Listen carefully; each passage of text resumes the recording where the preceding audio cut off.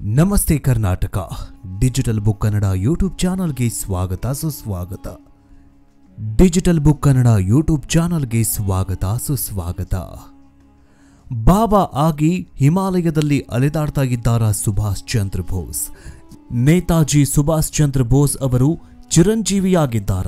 ಕಳೆದ ಬಾರಿ ಅಯೋಧ್ಯ ರಾಮ ಮಂದಿರದಲ್ಲಿ ಒಬ್ಬ ನಿಗೂಢ ಬಾಬಾ ಬಂದು ರಾಮನ ದರ್ಶನ ಪಡೆದುಕೊಂಡು ಹೋಗಿದ್ರಂತೆ.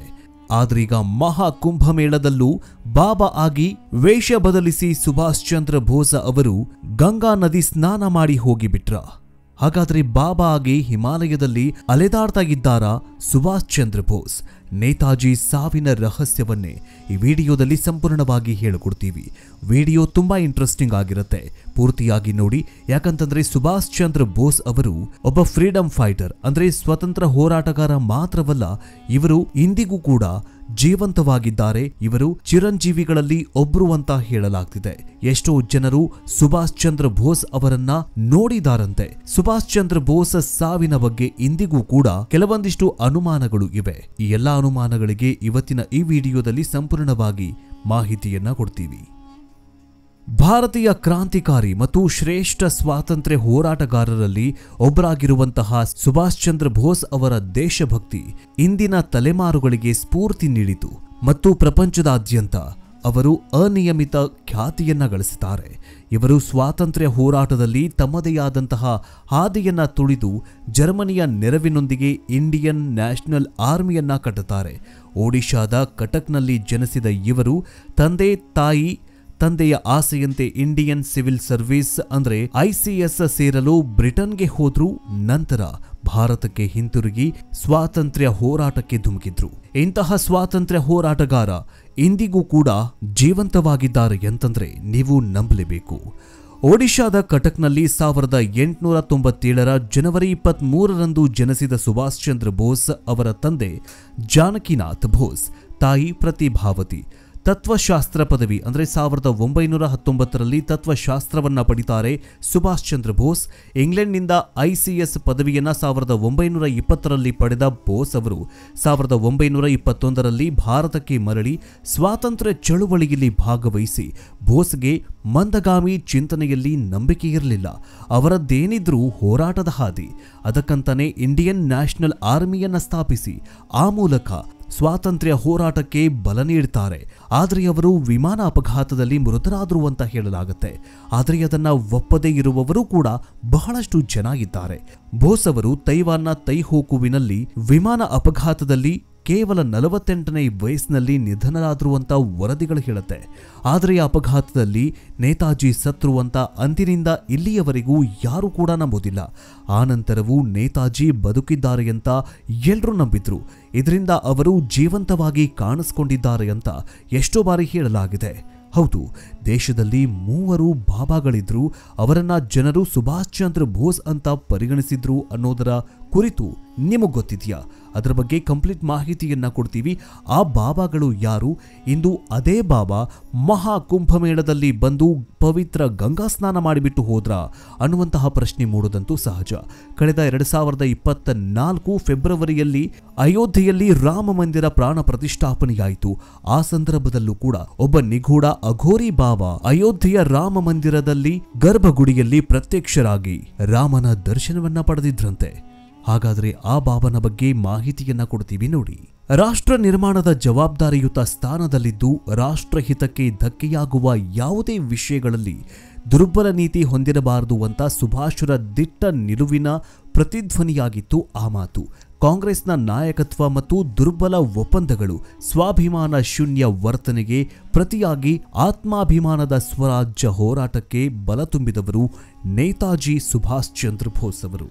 1950ರಿಂದ 80ರ ದಶಕದ ನಡುವೆ ಅವರು 3 ಬಾಬಾಗಳನ್ನ ಸುಭಾಷ್ ಚಂದ್ರ ಬೋಸ್ ಅಂತ ಕರೆಯಲಾಗ್ತಾ ಇದೆ.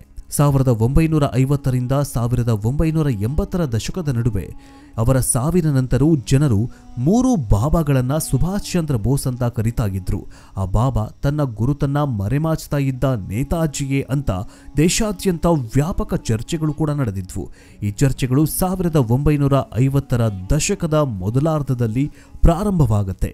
ಚೀನಾದ ಗಡಿಯ ಸಮೀಪದಲ್ಲಿರೋ ಕೂಚ್ ಬೆಹಾರ್ನ ಶಾಲ್ಮರಿ ಆಶ್ರಮದಲ್ಲಿ ವಾಸವಾಗಿದ್ದ ಸ್ವಾಮಿ ಶಾರದಾನಂದರು ಬೇರೆಯಾರೂ ಅಲ್ಲ, ಅವರೇ ಸುಭಾಷ್ ಚಂದ್ರ ಬೋಸ್ ಅಂತ ಹೇಳಲಾಗುತ್ತೆ. ಯಾವಾಗ ವಿಮಾನ ಅಪಘಾತದಲ್ಲಿ ಸಾವಿಗೀಡಾಗ್ತಾರೋ ತಮ್ಮ 48ನೇ ವಯಸ್ಸಿನಲ್ಲಿ, ಆಗ ಎಲ್ಲರೂ ಕೂಡ ಸುಭಾಷ್ ಚಂದ್ರ ಬೋಸ್ ಅವರು ತೀರ್ಕೊಂಡ್ಬಿಟ್ರು ಅಂತ ಅಂದ್ಕೊಂಡಿದ್ರು. ಆದರೆ ಕೆಲವೊಂದಿಷ್ಟು ಜನರ ನಂಬಿಕೆ ಏನಂತಂದ್ರೆ, ಈ ಒಂದು ಸುಭಾಷ್ ಚಂದ್ರ ಬೋಸ್ ಅವರು ಸ್ವಾಮಿ ಶಾರದಾನಂದ ಸ್ವಾಮೀಜಿಗಳೇ ಅಂತ ಸುಭಾಷ್ ಚಂದ್ರ ಬೋಸರು ಅಂತ ನಂಬಿದ್ರು. ನೇತಾಜಿಯವರ ನಿಕಟವರ್ತಿಗಳು ಅದನ್ನ ದೃಢಪಡಿಸಿದ್ರು. ಇದರ ನಂತರ 70ರ ದಶಕದಲ್ಲಿ ಗ್ವಾಲಿಯರ್ನ ಬಳಿಯ ನಡಗಾ ಗ್ರಾಮದ ಆಶ್ರಮವನ್ನ ನಿರ್ಮಿಸಿ ಶಾಂತವಾಗಿ ವಾಸವಾಗಿದ್ದ ಸ್ವಾಮಿ ಜ್ಯೋತಿರ್ವೇದ ಅವರನ್ನ ಸುಭಾಷ್ ಚಂದ್ರ ಬೋಸ್ ಅವರ ಅನುಯಾಯಿಗಳು ಸುಭಾಷ್ ಚಂದ್ರ ಬೋಸ್ ಅವರು ಇವರೇ ಅವರು ಅಂತ ಹೇಳ್ತಾಗಿದ್ರು. ಇದರ ನಡುವೆ 60ರ ದಶಕದ ಉತ್ತರಾರ್ಧದಲ್ಲಿ ಫೈಜಾಬಾದ್ನ ಗುಮ್ನಾಮಿ ಬಾಬಾ ಅವರ ಹೆಸರನ್ನ ಸುಭಾಷ್ ಚಂದ್ರ ಬೋಸ್ ಅಂತ ಹೆಚ್ಚು ದೃಢವಾಗಿ ತೆಗೆದುಕೊಳ್ಳುವುದಕ್ಕೆ, ಆದರೆ 1999ರಲ್ಲಿ ಅಟಲ್ ಬಿಹಾರಿ ವಾಜಪೇಯಿ ಸರ್ಕಾರ ರಚಿಸಿದ್ದ ನ್ಯಾಯಮೂರ್ತಿ ಮನೋಜ್ ಮುಖರ್ಜಿ ಆಯೋಗ ತನ್ನ ವರದಿಯಲ್ಲಿ 3 ಬಾಬಾಗಳ ಬಗ್ಗೆ ವಿವರವಾಗಿ ಉಲ್ಲೇಖಿಸಿ ಅವರು ಸುಭಾಷ್ ಆಗಿಲ್ಲ ಅಂತ ದೃಢಪಡಿಸುತ್ತಾರೆ.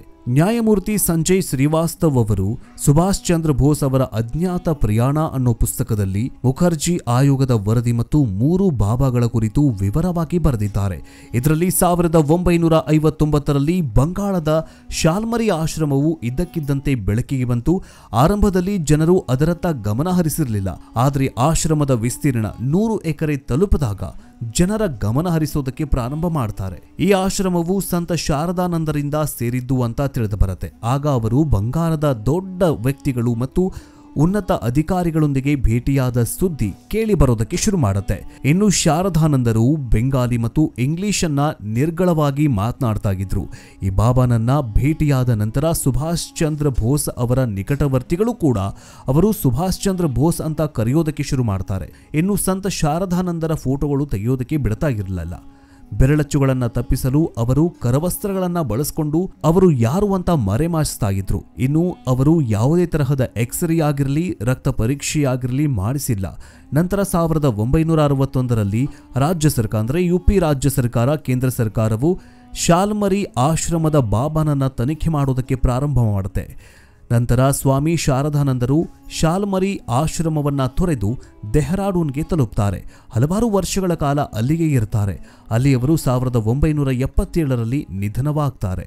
ಇನ್ನು ಸಾಧುವಾಗಿ ಹಿರಿಯ ಅಧಿಕಾರಿಗಳೊಂದಿಗೆ ನಿರಂತರ ಪತ್ರ ವ್ಯವಹಾರ ನಡೆಸ್ತಾ ಇದ್ರಂತೆ ನೇತಾಜಿ ಸುಭಾಷ್ ಚಂದ್ರ ಬೋಸ್ ಅವರು. ಮಧ್ಯಪ್ರದೇಶದ ಗ್ವಾಲಿಯರ್ ಬಳಿ ಇರುವಂತಹ ನಾಡ್ಗಾ ಶಿಯೋಪುರ್ ಕಲಾನ್ ಅರ್ಥಾತ್ ಈ ಆಶ್ರಮವು ನಿಗೂಢವಾಗಿದ್ದು ಭಗವಾನ್ ಜ್ಯೋತಿರ್ದೇವ್ ಆಗಿದ್ದ ಅಂತ ಹೇಳಲಾಗುತ್ತೆ. ಇದು ಒಂದು ಸಣ್ಣ ರೈಲು ನಿಲ್ದಾಣವಾಗಿತ್ತು. ಅದರ ಸಮೀಪದಲ್ಲಿ ನಾಗಾದ ಎಂಬ ಗ್ರಾಮವಿದ್ದು 1970ರ ದಶಕದಲ್ಲಿ ಒಬ್ಬ ಸಾಧು ಇಲ್ಲಿಗೆ ಬಂದು ಆಶ್ರಮ ಕಟ್ಟಿಕೊಂಡು ವಾಸ ಮಾಡೋದಕ್ಕೆ ಪ್ರಾರಂಭಿಸಿದ್ರು ಅಂತ ಹೇಳಲಾಗುತ್ತೆ. ಇನ್ನು ಈ ಸನ್ಯಾಸಿಯನ್ನ ಹತ್ತಿರದ ಹಳ್ಳಿಯಲ್ಲಿ ವಿಮಾನ ಅಪಘಾತದಲ್ಲಿ ಬದುಕುಳಿದವರು ಅಂತ ಗ್ರಾಮಸ್ಥರು ನಂಬಿದ್ರು. ಇನ್ನು ಈ ಸನ್ಯಾಸಿಯನ್ನ ಸ್ವಾಮಿ ಜ್ಯೋತಿರ್ದೇವ ಅಂತ ಹೇಳಲಾಗಿದ್ದು ಇವರು ಅಂದಿನಿಂದ ಹಿರಿಯ ಅಧಿಕಾರಿಗಳೊಂದಿಗೆ ನಿರಂತರವಾಗಿ ಪತ್ರ ವ್ಯವಹಾರ ನಡೆಸ್ತಾ ಇದ್ರು. ಕೊನೆಗೆ ಮೇ 1977ರಲ್ಲಿ ನಿಧನರಾದರು ಅಂತ ಹೇಳಲಾಗುತ್ತೆ. ಇನ್ನು ಮರಣಾನಂತರ ಮಧ್ಯಪ್ರದೇಶ ಸರ್ಕಾರವು ಅವರ ಎಲ್ಲಾ ದಾಖಲೆಗಳನ್ನು ವಶಪಡಿಸಿಕೊಂಡು ಪೊಲೀಸ್ ತನಿಖೆಗೆ ಒಳಪಡಿಸಲಾಯಿತು. ಕೊನೆಗೆ ಅವರು ಸುಭಾಷ್ ಚಂದ್ರ ಬೋಸ್ ಅಲ್ಲ ಅಂತ ತನಿಖೆಯಿಂದ ಸಾಬೀತಾಗತ್ತೆ. ಹಾಗಾದರೆ ಗುಮ್ನಾಮಿ ಬಾಬಾನೇ ನಿಜವಾದ ನೇತಾಜಿ ಸುಭಾಷ್ ಚಂದ್ರ ಬೋಸ? ಇವರು ಅಯೋಧ್ಯೆಯಲ್ಲಿ ಯಾಕೆ ವಾಸವಿದ್ರು ಅನ್ನೋದು ಕೂಡ ಮುಖರ್ಜಿ ಆಯೋಗವು ಪ್ರತಿಪಾದನೆ ಮಾಡುತ್ತೆ. ಸ್ಟಾಲಿನ್ ಮರಣದ ನಂತರ ಸೋವಿಯತ್ ಒಕ್ಕೂಟದಿಂದ ತಪ್ಪಿಸಿಕೊಂಡು ಹಲವರು ಭಾರತಕ್ಕೆ ಬಂದು ಅನೇಕ ಸ್ಥಳಗಳಲ್ಲಿ ತಂಗಿದ್ರು ಎನ್ನಲಾಗಿದೆ.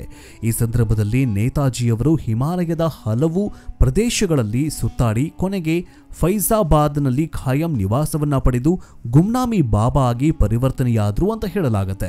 ಕೊನೆಗೆ 1985ರಲ್ಲಿ ಗುಮ್ನಾಮಿ ಬಾಬಾ ನಿಧನರಾದ ಬಳಿಕ ಅವರ ಮನೆಯಲ್ಲಿದ್ದ ವಸ್ತುಗಳು ಸಂಪೂರ್ಣವಾಗಿ ಸುಭಾಷ್ ಅವರ ಕುಟುಂಬದ ಚಿತ್ರಗಳು, ಪುಸ್ತಕಗಳು, ಸುಭಾಷ್ ಅವರು ಬಳಸ್ತಾ ಇದ್ದ ದುಂಡು ಕನ್ನಡಕ, ಬೆಲೆ ಬಾಳುವ ಸಿಗರೇಟ್, ಲೈಟರ್ ಸಿಗರೇಟ್, ರೋಲೆಕ್ಸ್ ವಾಚ್ಗಳಿಂದ ತುಂಬಿ ತುಳುಕ್ತಾಗಿತ್ತಂತೆ.